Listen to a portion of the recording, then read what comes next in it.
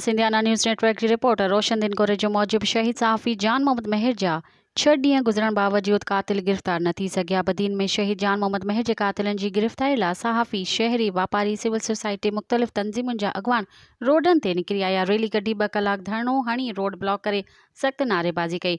शहीद सहाफ़ी जा कातिल फौरी गिरफ़्तार करण जो मुतालबो। कातिलनि जी गिरफ़्तारी लाइ बदीन जे सीनियर सहाफ़ी लाला मोहम्मद हारून गोपांग, हाजी ख़ालिद महमूद घुमण, शफ़ी मोहम्मद जुणेजो, अख्तर अली कोसो, अनसुर रहमान मेमण, इमरान अब्बास ख्वाजा, बदीन जी शहरीन प्रोफेसर अब्दुल्ला मल्ला, मोहम्मद नदीम मुग़ल, PTI अॻवान अज़ीज़ुल्ला डेरो, सिंध तरक्की पसंद पार्टी जे अॻवान शाह नवाज़ सियाल, यूनाइटेड पार्टी जे ज़िले सदर हैदर अली शाह, पीपल्स पार्टी अॻवान हाजी मुराद चांडियो, गस्टा अॻवान सूमरा इतिहाद जे अॻवान Muhammad Siddique Soomro, Khadim Hussain Talpur, fisher folk forum अॻवान मोहम्मद उमर मल्ला समेत मुख़्तलिफ़ प्रेस क्लबनि खां आयल सवें सहाफ़ियुनि शिरकत कई। इन मौक़े ते मुज़ाहिरीन ख़िताब कंदे चयो त शहीद जान मोहम्मद मेहर जे क़त्ल खे 6 ॾींहंनि खां वधीक वक़्तु गुज़री वियो आहे, पर संदसि क़त्ल में मुलविस जवाबदारनि खे सकर पुलिस अञा ताईं गिरफ़्तार करे न सघी आहे। पुलिस जे इन अमल ऐं मज़म्मत कयूं था। हुननि मुतालबो कयो त निगरान हुकूमत फौरी शहीद जान मोहम्मद मेहर जे कातिलनि जी गिरफ़्तारी लाइ नोटिस वठी।